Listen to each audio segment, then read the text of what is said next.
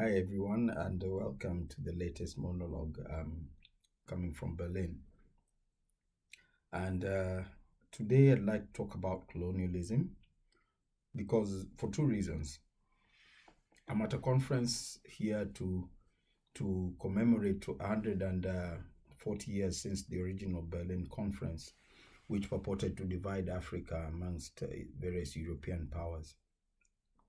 And two, because this week we have an important sort of similar global event going on, the COP29 in Baku, Azerbaijan. This is the conference of the UNFCCC that addresses progress on issues of climate change or lack thereof and looks at solutions. Now, this year COP29 is very much a colonial conference because it's been referred to as the financial COP because most of the protagonists therein are finance people. It's taken about 30 years or just over 30 years since Rio, but in those years we have managed not to make any progress in environmental pollution. Temperatures have risen, emissions have risen, etc., but we have managed to eject the conservationists and scientists from the forefront, and now we've come full circle, and the people at the forefront are the financiers and capitalists who are the cause of climate change through their untrammeled consumption of resources and production, excess consumption, and emissions. It's also telling that the last COP was held in the UAE, one of the world's top petroleum producers. This one's also being held in Azerbaijan, and a huge producer of hydrocarbons, petroleum, coal, etc. So this is where we are. And what's happening is that it has turned into a big fraudulent thing, as I just said. The reason is very basic. One, we cannot manufacture clean environment. We did not make the environment. We did not make the rivers. We did not make the forests. We did not make the animals, the biodiversity. We did not make the clean air. We just found it here. Secondly, when we talk about financial instruments, we make money, not just earning. Money are papers printed in a factory, in a printing press somewhere. Every country has theirs. Or coins minted in a mint somewhere. So when we purport as human beings to pay for something we never created in a currency that we created, we are in a miasma of false imaginations and fraud and ultimate destruction. And that's where we are today. Because now in Baku, you find that there are all these financiers going there, and they're all there like people in a market looking for carbon credits to buy, to cleanse their reputations. They're interested in cleansing their reputations, acquiring resources. None of them has any interest at all in environment. And I repeat that those at COP29 have zero interest in environment. Zero. They're interested in profit and cleansing reputations. Now, those from the global south now are going there like to prostitute their country's resources through various brokers, the brokers are conservation scientists and conservation organizations who are going there to say, we've got this forest, Mount Kenya forest or whatever forest, and you have a scientist there cooking up some figures saying it has sequestered, I don't know, X thousand tons of carbon. Nobody knows these things. Let me clarify here. Any scientist talking about this forest sequesters this much carbon, that's just rubbish. Nobody knows. They can't be giving figures. They are giving even exact figures like 23.56 tons or some funny thing like that. That's rubbish. It's lies. Complete lies. But this is what they're doing. And then excited governments get these conservation organizations on board. These conservation organizations even pay for the tickets of these government delegations and their per diems. They go there and say, okay, so we've made a deal with the Kenya government through this agency, and we are sending credits from X this forest in Kenya, and we're selling for X million dollars, and your company, Netflix, Google, whatever, can buy X number of credits and continue polluting as you've been without needing to change your operations. Meanwhile, they take the money, use the money to create some false structures called carbon sequestration sinks, conservancies, etc., kick people off their land, and they all win. The only losers are the people kicked off their land. I mean, they win on all angles, down to disempowering the African people. Remember at the beginning, I said the West's current nightmare is resilience and empowerment and growth of African people. And the environmental movement has provided an extremely convenient way to do it. So now you go paying organizations, you pay leaders, etc. But the net thing they are trying to do is to suppress growth. What's green growth? What is green industrialization? I mean, like the country where I am in now, Germany, is a world leader in engineering, whether it's automotive engineering, whether it's construction and all that kind of thing. I do not for a second imagine that they could produce Mercedes-Benz vehicles at a solar-powered factory. They could smelt steel with solar power and do the metallurgy and forging of parts and all that kind of. I don't for a second imagine that. I don't for a second imagine that the huge railways, infrastructure, etc., these things built in the West are built with solar power. Look at the whole Western military industrial complex. Is that built with solar power? And they're not willing to stop it. They can't stop it because that's the source of their power. So they're not willing to take on renewable energy, these so-called green growth. They're not willing to do green growth. Green growth must just be imposed on us, the rest of us, who they want to stay dependent. And the saddest thing is that our leadership doesn't see that even at the lowest level. In Kenya, we're even introducing laws to impose all sorts of taxes on livestock. And I didn't see a single legislator from any part of Kenya. I don't think there's any part of Kenya where we don't have livestock speak up against that thing. Look at the pastoralist legislators. They themselves own thousands of head of livestock. None of them voted against it. Again, it's because, and the way the West passes these things off is that they put financiers ahead as the faces of these things, because the whole world now lives in a morass of worship of billionaires.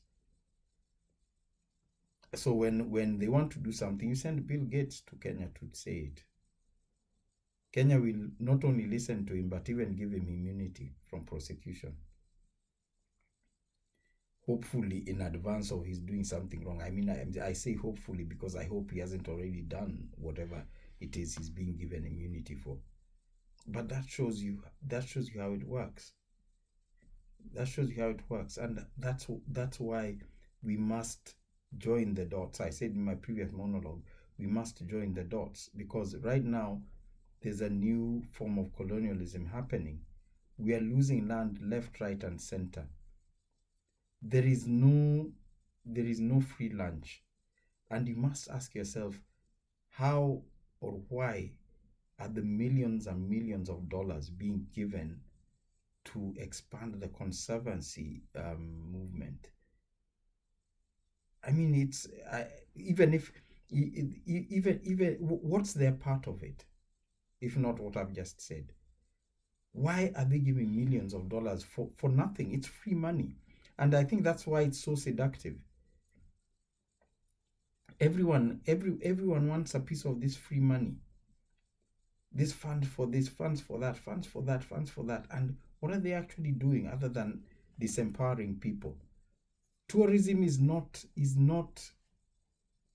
an objective for which those millions of dollars can be given. Tourism is just this byproduct of a beautiful environment and wildlife. It's a dependency. It's something you cannot do without outsiders because they are the tourists, they are the visitors. Livestock production, farming, etc. We are not doing anything to strengthen these sectors that are so vital to so many of our people, because the environmentalists who are polluting the environment have now come and told us that our livestock are bad. And you actually hear Africans standing on stage saying that livestock are degrading the environment. Yet these livestock have been here for millennia. Have been in Kenya rather for millennia, in Africa for millennia. Suddenly in 2024 they're bad for the environment. You see Black Africans saying that the population of Black Africans is growing too fast.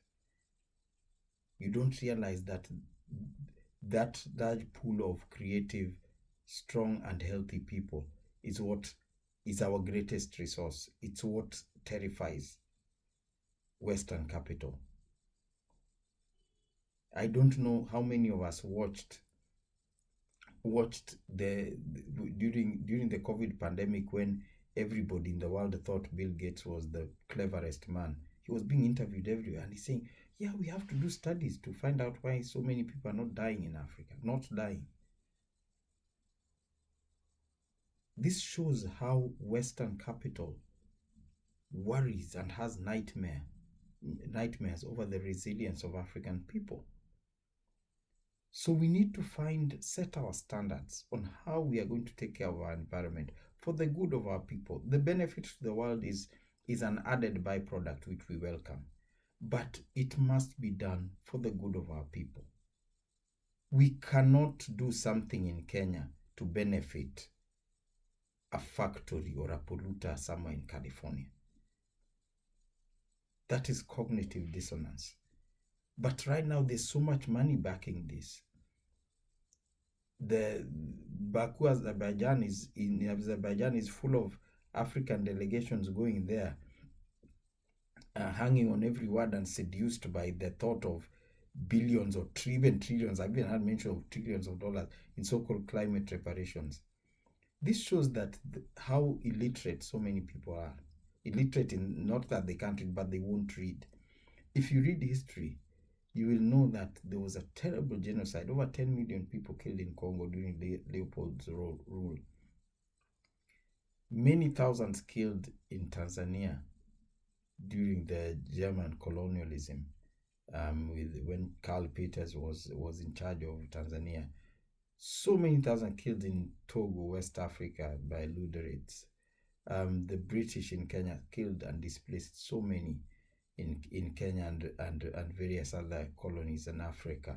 There's an entire genocide in Namibia. So many of the skulls of those freedom fighters from Namibia are still here in Germany today. This is what they've done to us. How many thousands of people were taken from West Africa to the Americas for slavery, or even from East Africa to the Arabian Peninsula for slavery? We have never been paid a single penny for this. So many actual artifacts have been taken. The British Museum is full of African artifacts, Asian artifacts, as are museums all over the world. Royal Museums of Central Africa in Tervuren in Belgium, full of African artifacts. All this has been taken away, and we've not been paid a penny. It takes a special level of stupidity to imagine that those same people will pay us anything for their emissions. As in, what's wrong with you to make you believe something like that? We must wake up. The environment we take care of we take care of it because it's part of our heritage, and we didn't manufacture it, and we cannot manufacture another one if we destroy it. That's simple fact. Do not get into discussions over these nonsense financial instruments and financial instruments and offsets and all that, that tools, green growth and all this nonsense. Take care of the environment because it belongs to you and it belongs to your children. That's why you plant trees. Just plant trees. Plant fruit trees that you can use. Plant trees that you can use for medicine. Plant trees that you can use even for wood fuel. But plant trees because you're just being a steward of your environment.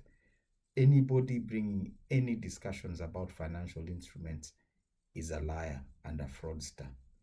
Money that we manufacture cannot be used as a tool to take care of environment that we found here and we will live here. Money can only be used to disempower, corrupt, and drive violence. And that is what it's doing today. Show me any carbon sequestration type project and I will show you the armed guards guarding it.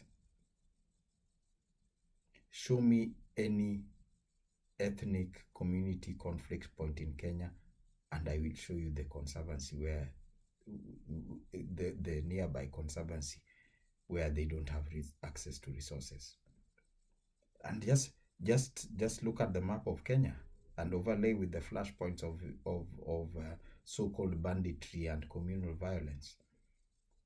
You will not find communal violence in an area of Kenya where there are no conservancies. Simple. And ironically, those conservancies now say that they are the ones bringing peace. Really? I thought their role was to conserve wildlife. Peace and security, as far as I know, is a role of the national government in Kenya. It's not even been devolved to counties. But this sort of instability is the reason why that it's a self-fulfilling prophecy that we need to come in. We keep having foreign interests saying we need to come in because it's unstable, it's this, it's that, the other. So join the dots. Understand the world as it is. Someone who is throwing bombs and bombing another country to smithereens cannot be telling you how to conserve environment. Imagine what those bombs are doing there to the environment. We can't even, countries that cannot guarantee world peace are trying to tell us that they can guarantee world environmental or climatic stability. We are not doing the thing that is actually in our hands, and we want to do the thing that is actually too big for us to handle as a whole. So let's listen.